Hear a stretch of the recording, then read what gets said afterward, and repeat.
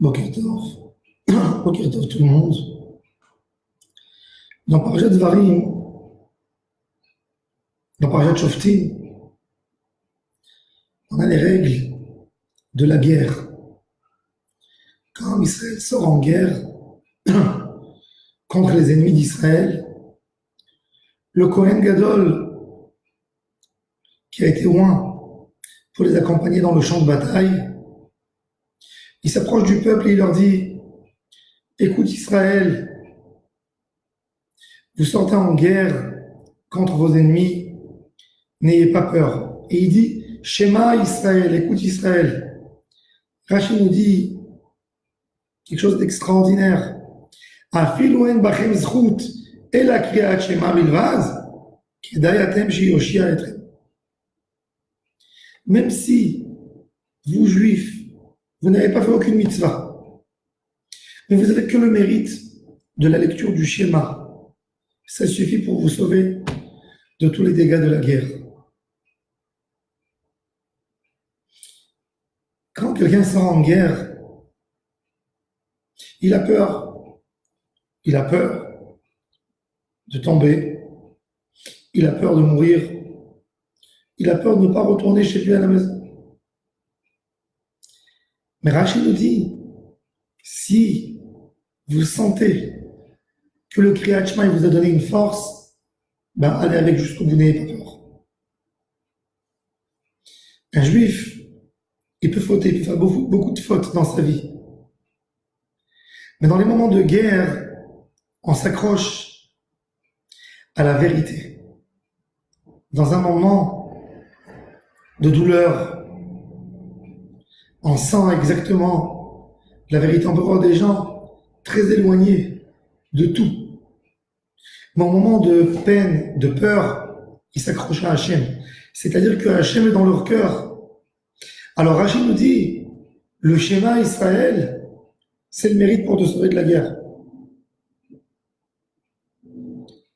J'ai raconté que il y avait deux élèves de Rabbeinu qui étaient assis l'un à côté de l'autre, Rosh Hashanah. Et Rosh Hashanah en cite la tefila extraordinaire de Rabbi Amnon de Mainz, qui est le texte principal avant la Gdouja, ou Tfila, ou Tshuva, ou Tzedaka, ou Matzilim Nero Agzera et là-bas. Rabbi Amnon dans cette tefila, il dit: l'homme vient de la terre et retourne à la terre. Au moment de sa disparition, il ressemble comme une poterie cassée. Et un des deux commençait à pleurer quand il lisait ce texte. Et son ami lui a dit: mon frère, pourquoi tu pleures? Il lui a dit: regarde, l'homme vient de la terre et reviendra vers la terre. Il lui a dit: si c'était écrit, l'homme venait de l'or et reviendrait vers la terre, il y a de quoi pleurer. Mais regarde aussi la merveille. Hachem nous a créé d'un bout de terre. Et on mange, et on boit, et on met des tefilines, et on a fait Kriyat Shema, un bout de terre qui a fait Kriyat Shema, tu t'imagines? Regarde même le côté positif, on n'a pas que le côté négatif. Et ça, quelque part, ça c'est la grandeur d'un homme. Alors, évidemment que nous ne sommes pas des grands tzadikim, que chacun a ses fautes malheureusement. La question, de quoi on se vante? Quand un juif, il est fier de sa kippa, il est fier de ses tzitzit, il est fier de son schéma, même s'il fait schéma une fois par jour, mais c'est ça toute sa force. C'est ce qui lui donne la force toute la journée. Il n'a pas peur, il n'a pas honte de dire Hachem. Celui-là, il sortira dans n'importe quelle bataille, il va gagner. Mais quelqu'un qui fait beaucoup de mitzvot, mais sa tête n'est pas dans Hachem, sa tête est dans la tentation, celui-là, il doit avoir peur de se sentir en guerre. Et c'est pour ça qu'on voit un dilemme ici. Alors au début, le Kohen qui va avec eux dans la bataille, il leur dit: écoute Israël, vous sortez en guerre, n'ayez pas peur. Et Rashi nous dit: même si tu as que le mérite de Shema Israël, ça suffit. Mais après, il nous dit, à la fin, que celui qui a peur de toutes les avérotes qu'il fait, ben, la Torah lui dit rentre chez toi à la maison. Pourquoi tu as dit avant que par le mérite de Shema, je vais gagner la guerre? Et là, tu me dis que si j'ai peur, je retourne chez moi. Si tu as peur, c'est-à-dire dans ta vie personnelle, on ne sait pas que tu adores Hachem, tes voisins. Tu n'es pas fier de ça, tu dois avoir peur de tes avérotes. Parce que la guerre, pour sortir de la guerre, pour s'en sortir, il faut un miracle. Et quelqu'un qui a des fautes dans ses mains, il ne mérite pas un miracle. Mais quelqu'un qui dit à Hachem Barach, Hachem, j'ai fauté, j'ai fait du mal, mais je t'assure, Hachem, tu seras content de moi. Je ferai tout pour te donner la satisfaction de moi, pour te faire plaisir. Cet homme, même si c'est un grand fauteur, il mérite un miracle. Et ça, c'est le tout. Dans la Avodat Hashem, faut pas oublier d'être content. Si tu as mis des tefilines, tu as fait Shema, tu as fait Shachrit, danse de joie toute la journée. J'ai servi mon Créateur. Mais quand quelqu'un ne danse pas de la tefila, mais il danse des bêtises, c'est là qu'il doit avoir peur. La Gemara raconte sur les tzadikim, un tzadik a fait une fila honnête. La Gemara elle raconte que tout celui qu'il a rencontré dans la journée, il allait l'embrasser, comme s'il a reçu un prix. Toute la journée, il rigolait, il était souriant, parce qu'il a eu le mérite de faire une fila honnête. Quand quelqu'un il va avec cette simcha de mitzvah, cette simcha de Gdusha, cette simcha dans chaque mot de Torah, ça c'est la source du bonheur de l'homme. On peut voir des gens éloignés, mais quand ils ont fait une mitzvah, ils sont rayonnants. Ceux-là, ils ont de mérite beaucoup plus que des personnes qui font beaucoup de mitzvot, mais ils n'ont pas la joie. Le Kriyat Shema en soi n'attrape pas Jésus une place. C'est un petit détail dans leur journée. Ceux-là, ils doivent avoir peur de la guerre. Ceux-là, que Kriyat Shema, c'est un détail pour eux dans la journée, doivent avoir peur de la guerre. Mais ceux que, pour eux, le schéma, c'est toute la journée, même si c'est qu'un schéma. C'est grand. La Gemara nous racontait,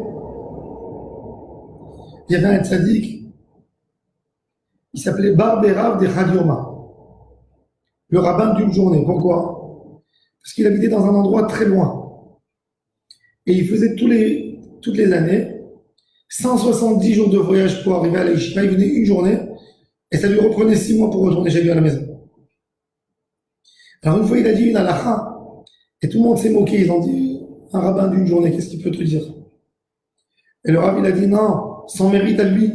Lui, c'est quelqu'un que toute sa vie, elle tourne autour de la Torah. Est-ce que tu pries pour manger ou tu manges pour prier? Un homme peut être toute sa journée dehors, dans son business. Mais si tout le temps, la phrase qu'il dit,